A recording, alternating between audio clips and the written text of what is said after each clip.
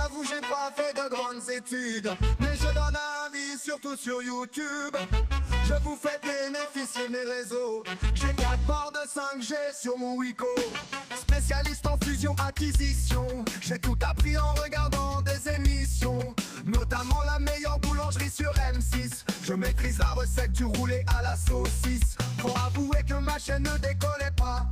Papy a 17 vues, c'est pas l'Himalaya. C'est là que j'ai trouvé la poule aux œufs d'or. Parler de la vente de l'OM encore et encore. De 17 vues, je passe d'un coup à des milliers. Un vrai tsunami de followers teubés.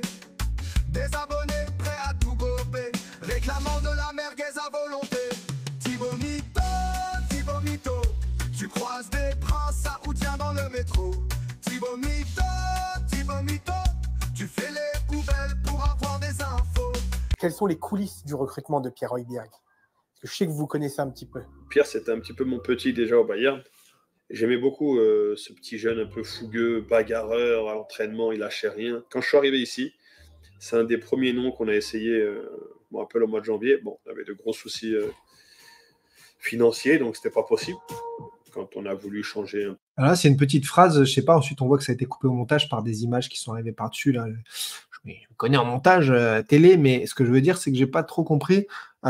Cet hiver, on avait des gros soucis financiers, donc on n'a pas pu le faire, et donc ils le font cet été. Cet été, tu n'as plus de droit télé, tu n'as pas de Coupe d'Europe, tu as perdu, donc c'est d'après le journal L'Équipe, 70 millions d'euros sur la saison dernière. Je ne vois pas en quoi tu as plus d'argent qu'en janvier cet été. Alors oui, tu as vendu des joueurs pour la première fois depuis des années, mais l'équilibre financier ne se fait pas sur 3 mois, et surtout, tu es encore une fois en déficit achat-vente sur cet été. Donc je ne comprends pas bien. Il faudrait m'expliquer en fait, parce que sûrement qu'il y a une explication à ce qu'il dit. Il pense à quelque chose quand il dit ça, et il ne sort pas ça juste pour faire de la com. Mais donc pourquoi il dit qu'il y avait de plus grosses difficultés financières en janvier que maintenant, sachant que la situation des clubs français est pire maintenant, et que ça n'a pas vraiment de sens. McCourt n'a pas annoncé quoi que ce soit de plus, etc. Petit rappel, juste pour ceux qui n'auraient pas suivi toute l'histoire, il oublie complètement les interviews qui ont eu lieu en mai, notamment dans la Provence et dans d'autres journaux, où McCourt a dit très clairement qu'il comptait continuer à investir dans le club où il avait déjà investi 600 millions de dollars, et où par la suite, quelques semaines après, lors du passage de la DNCG, on a eu la confirmation qu'il y avait environ 70 millions d'euros qui avaient été investis donc, par McCourt pour permettre le passage de la DNCG. Le montant précis de l'investissement de McCourt et l'attribution par l'équipe à l'année 2023-2024 sont peut-être erronés, mais dire que McCourt n'investit plus dans le club, ça c'est complètement fallacieux. Crusil qui nous dit réinjection du proprio, non, parce que sinon il l'aurait dit très clairement dans son interview de fin mai, et qui était présent ou quoi, il ne l'a pas dit du tout dans ce sens-là. Des ventes, ça n'a même pas comblé tes achats de cet été, et fin de contrat, de gros contrats, tu as pris des contrats énormes, Højbjerg, Rabiot, et surtout le staff et Deserbi qui compensent largement, et tu étais déjà sur la masse salariale record au niveau du club. Donc voilà, donc non, le côté là, ceux qui disent comme étiré, l'OM a bien vendu en joueur logique, non, ça correspond pas à ça, puisque si tu me disais ça, si tu avais fait comme Rennes, qui finit le mercato avec plus 50-60 millions d'euros, donc la balance positive vente par rapport aux achats. Ok, mais là non, l'OM c'est du négatif. L'OM a plus acheté de joueurs que vendus quand tu fais les comptes. Donc c'est pour ça que je ne comprends pas. Voilà, tu ne penses pas que McCourt fait des prêts? Ben si, McCourt s'est endetté depuis 3 ans, depuis 2021, l'histoire de fusion-acquisition, de signature du deal de vente de cette époque.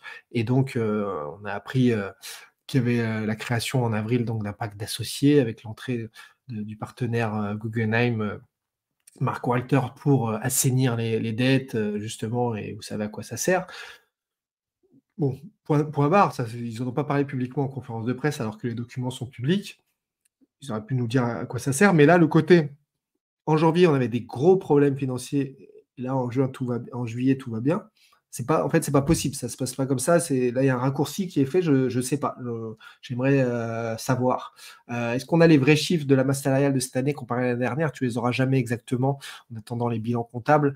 Le JOM, puisque même quand l'équipe fait ses enquêtes là-dessus, ce sont des estimations.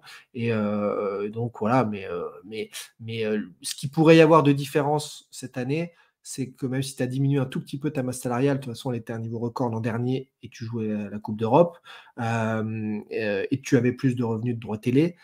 Donc, ce qui va se passer à l'Olympique de Marseille, c'est que déjà, ils ne vont pas prendre en compte les top salaires de Deserbi et du staff technique.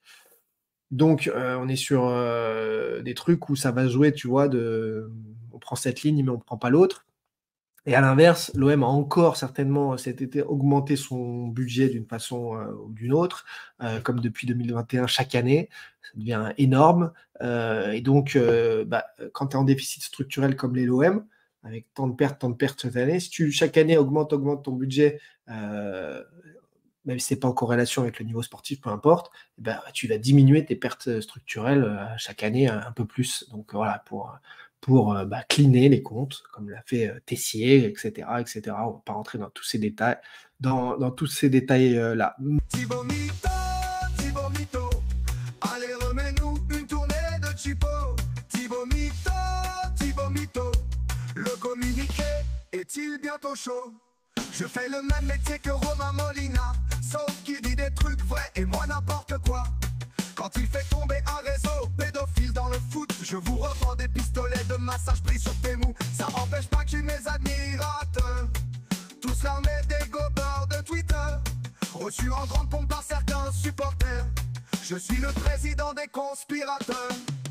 Je bloque tous ceux qui veulent briser le rêve. Les fact-checkers perturbent mes élèves. Le copeur a besoin de gober, comme dirait le très célèbre Monvier. Le jour où ça sera vendu, vous verrez que j'avais raison, vous vous excuserez. Pas grave si c'est en 507, venez me trouver à la maison de retraite. Thibaut Mito, croise des princes à Outien dans le métro. Thibaut Mito, tu fais les poubelles pour avoir des infos. Thibaut Mito, a des confirmations pendant son dodo. Thibaut Mito, car tranquillement, mais il reste tranquillo. Donc merci, surtout abonnez-vous et puis posez vos questions, c'est comme ça que la chaîne vit.